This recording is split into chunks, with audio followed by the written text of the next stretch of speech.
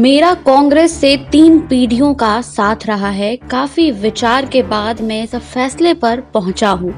सवाल ये नहीं है कि मैं किस दल को छोड़कर जा रहा हूं, सवाल ये है कि मैं किस दल में जा रहा हूं और क्यों जा रहा हूं। जी हां, ये जितिन प्रसाद ने कही है।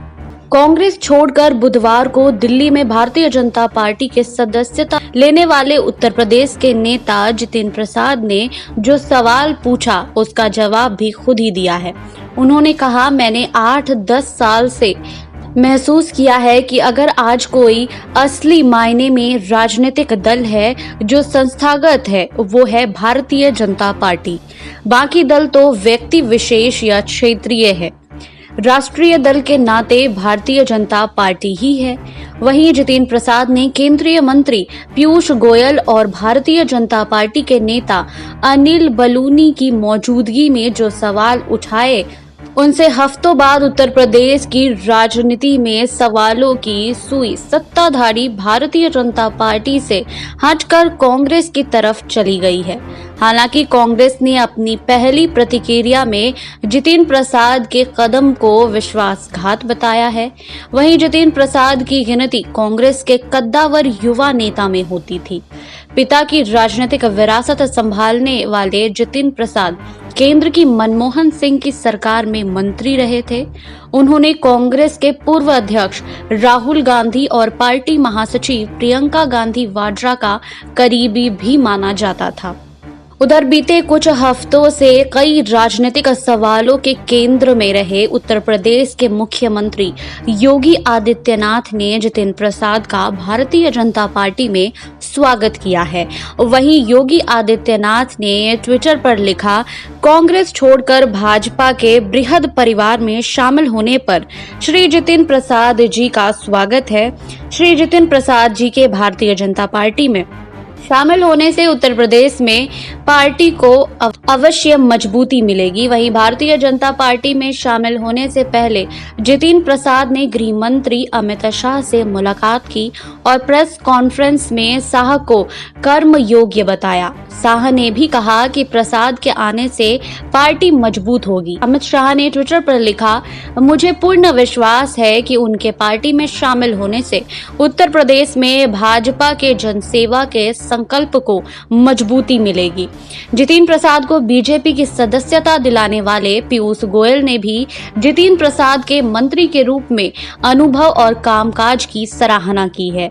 लेकिन सवालों के बीच यह भी पूछा जा रहा है कि भारतीय जनता पार्टी जितिन प्रसाद को जितना कद्दावर बता रही है, क्या वाकई आज की तारीख में वो उत्तर प्रदेश की राजनीतिक जमीन पर उतना असर रखते हैं।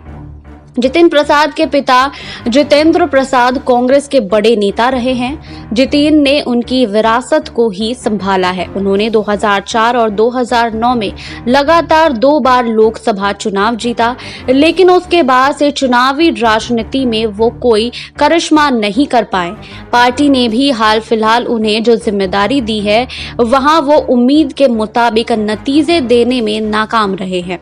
पश्चिम बंगाल में हाल में हुए विधानसभा चुनाव में जितिन प्रसाद कांग्रेस के प्रभारी थे, जहां कांग्रेस का प्रदर्शन बेहद खराब रहा।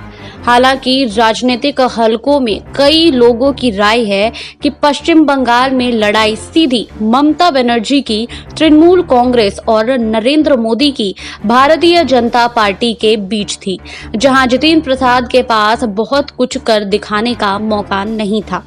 जितिन प्रसाद ने खुद बताया है कि उन्होंने कांग्रेस छोड़कर भारतीय जनता पार्टी में शामिल होने का फैसला बहुत सोच विचार के बाद लिया है और ये कांग्रेस में उनके हालिया कदम से जाहिर भी होता है। जितिन प्रसाद किसी वक्त राहुल गांधी की टीम के प्रमुख सदस्य माने जाते थे, लेकिन बीते कुछ समय से वो पार्टी नेतृत्व से लगातार दूरी बनाए हुए थे। कांग्रेस में नेतृत्व पर सवाल उठने वाले G23 समूह में जितिन भी शामिल थे। वहीं आपको बता दें कि उत्तर प्रदेश में विधानसभा चुनाव करीब है। चुनाव फरवरी 2022 में हो सकते हैं। लोकसभा चुनाव अभी 3 साल दूर है। ऐसे में जितिन प्रसाद के लिए विधानसभा चुनाव ही प्रदेश की राजनीति में खुद को जमाए रखने का अच्छा मौका हो सकता है। कांग्रेस में जितिन प्रसाद कद्दावर नेता रहे हैं, लेकिन फिलहाल प्रदेश में पार्टी की स्थिति बेहद खराब है। विधानसभा चुनाव में भी कांग्रेस से किसी चमत्कार की उम्मीद नहीं की जा रही है। ऐसे में जितिन प्रसाद का बीजेपी के साथ जुड़ना अपनी राजनीतिक जमीन बचाने की कोशिश के तौर पर देखा जा रहा है। जितिन प्रसाद इसे नए भारत के निर्माण में योगदान बता रहे हैं। वहीं बीजेपी की सदस्यता लेते समय उन्होंने कहा, कोई दल और कोई नेता मजबूती के साथ देश हित में खड़ा है तो वो है नरेंद्र मोदी। हम जानते हैं कि उनके प्रति देश की भावना क्या है। वो जो नए भारत का निर्माण कर रहे हैं उसमें छोटा सा योगदान करने का मौका मिलेगा। वहीं ये सवाल कांग्रेस के नुकसान को लेकर पूछे जा रहे हैं। हालांकि बीते 7 साल में उत्तर प्रदेश पार्टी के ग्राफ को देखें तो कांग्रेस पहले ही हाशिए पर पहुंच गई है। जितिन प्रसाद पार्टी के लिए बड़े नाम हैं, लेकिन हाल फिलहाल पार्टी ने उन्हें केंद्र में रखकर रणनीति बनाई हो, ऐसा भी नहीं दिखता है। बीजेपी के बड़े नेता जितिन प्रसाद के आने से पार्टी में मजबूत होने का दावा कर रहे हैं। उनके पहले कांग्रेस से बीजेपी में आए ज्योतिरादित्य सिंधिया ने भी जितिन प्रसाद का स्वागत किया है। वहीं सोशल मीडिया में उन्हें ब्राह्मण चेहरे के तौर पर पेश आगे बढ़ाने की कोशिश होती दिख रही है, लेकिन ये कोशिश कितनी कामयाब होगी इस पर सवालिया निशान रहेंगे।